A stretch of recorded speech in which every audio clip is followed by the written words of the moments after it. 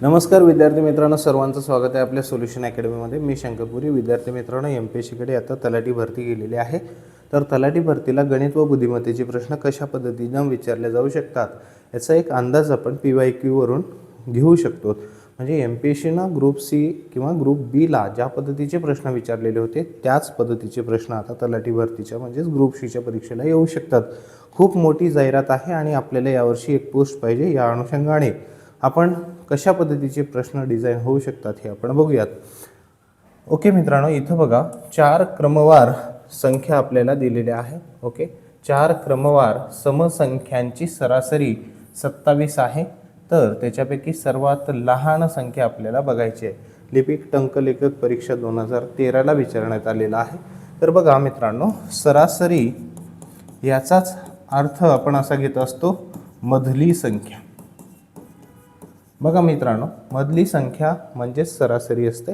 तर बघा मित्रांनो, तर 4 क्रमवार समसंख्या आहेत आणि सरासरी त्यांनी दिलेली आपल्याला 27। म्हणजे ह्या प्रश्नाचं उत्तर एकदम सोपं झालं आपल्यासाठी।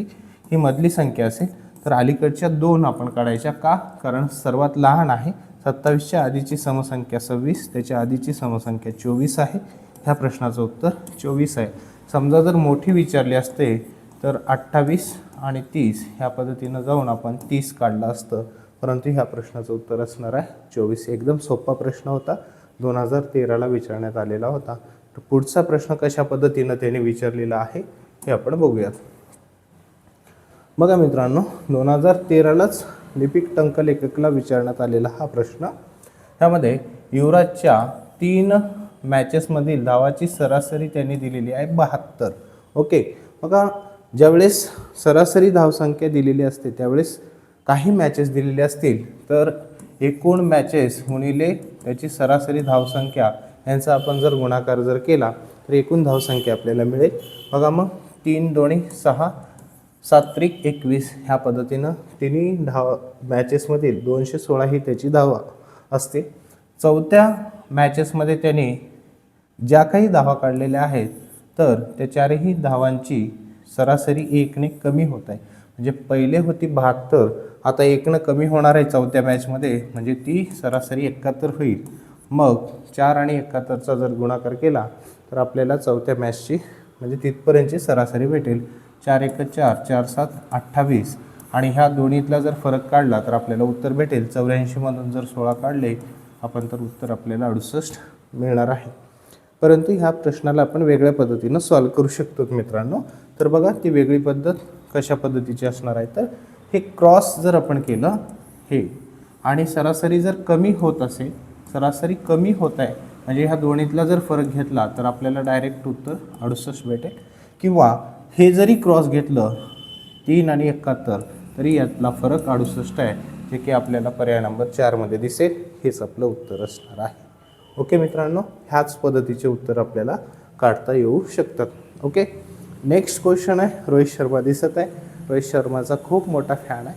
सो इथे आहे, ह्याच्या आधी युवराज सिंग होता, त्यांनी पण आपल्याला वर्ल्ड कप वगैरे जिंकून दिलेले होते। सो आता हे 45 म्हटल्यानंतर एक इन्स्पिरेशन आहे आपल्यासाठी।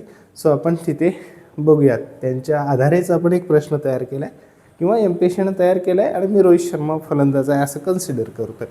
ओके, क्रिकेटच्या एका फलंदाजाने 51व्या सामन्यात काढलेल्या धावामुळे त्याची धावाची सरासरी 59.9 हून वाढलेली आहे आणि ती धावसंख्या झालेली आहे सरासरी 60 झालेली आहे। तर 51व्या सामन्यातील धावसंख्या किती, अशा पद्धतीचा प्रश्न आहे।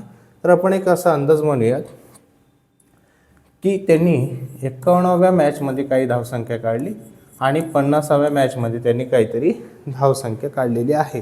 ओके, आता 50व्या मॅचमध्ये त्यांनी काढलेली धावसंख्या जर आपण विचारात घेतली तर ती आहे 59.6 आणि परत इथून वाढून ती किती झालेली 51व्या सामन्यामध्ये तर 60 झालेली आहे। तर ह्या जोडींचा जर आपण गुणाकार केला तर आपल्याला एकूण धावसंख्या मिळून जाईल। तर बघा मित्रांनो, दोन्हीचा गुणाकार आपण करूयात। 6 1 6, 6 पंचे 30 आणि हा वरचा 0 जर आपण दिला तर 3060 ही 51व्या सामन्यानंतरची त्याची धावसंख्या। नंतर बघा 5 सक 30, परत 3 हातच्याला आले, 5 9 45 आणि 3 48, हातच्याला 4, 5 5 25 आणि 4 29 होतात आणि वरचा एक शून्य जर दिला तो की कॅन्सल होणार आहे, कारण दशांश इथे दिलेला आहे. तर 2980 आणि 3060 मध्ये फरक आहे 80चा, म्हणजेच ह्या प्रश्नाचं उत्तर असणार आहे 80.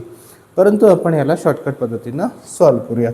बघा मित्रांनो, शॉर्टकट पद्धतीनं जर सॉल्व्ह केलं तर एक गोष्ट बघा, इथे जो फरक वाढलेला आहे तो 0.4 वाढलेला आहे.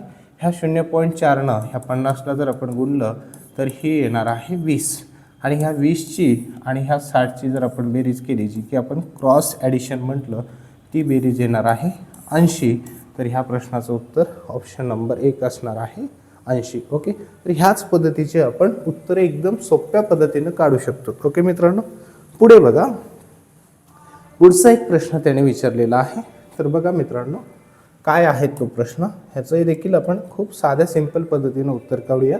बघा, 50 संख्यांची सरासरी 40 आहे, परंतु त्यात एक संख्या 42 ऐवजी 17 घेण्यात आलेली आहे. आपण जर असं म्हटलं, आता बघा पुढे काय म्हटलंय, वास्तव सरासरी किती. आपण जर म्हटलं 42 आणि 17 ह्याच्यामध्ये ॲक्च्युअल फरक कितीचा आहे, तर 25. म्हणजे त्यांनी काय केलेलं आहे, ती सरासरी जी आहे 50 संख्यांची सरासरी 40 आहे, परंतु त्याने 42 ऐवजी 17 घेतलेली आहे ती संख्या. तर त्यांनी ऑलरेडी कमी घेतलं आहे, म्हणजे सरासरी काय होणार आहे, आता वाढणार आहे. कितीने वाढेल, तर याचा अंदाज मांडूयात.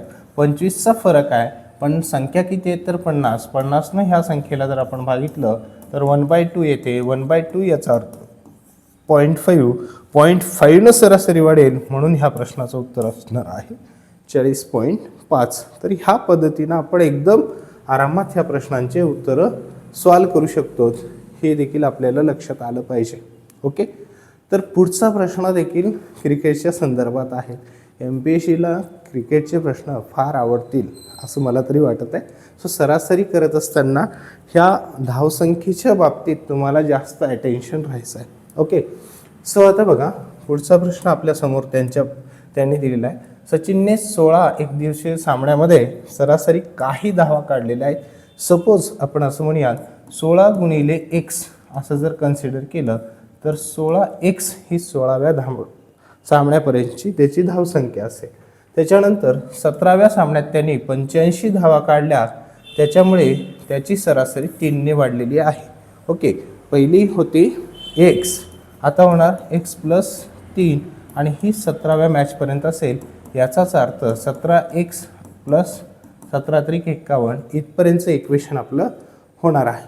ओके, परंतु त्यांनी काय केलेलं आहे, आपल्या लक्षात आलं पाहिजे की या 85 जास्त धावा काढलेल्या आहेत, त्याच्यामुळे त्या धावांची सरासरी किती होईल 16व्या सामन्यापर्यंतची, ह्या प्रश्नाचं उत्तर आपल्याला सॉल्व करायचं आहे.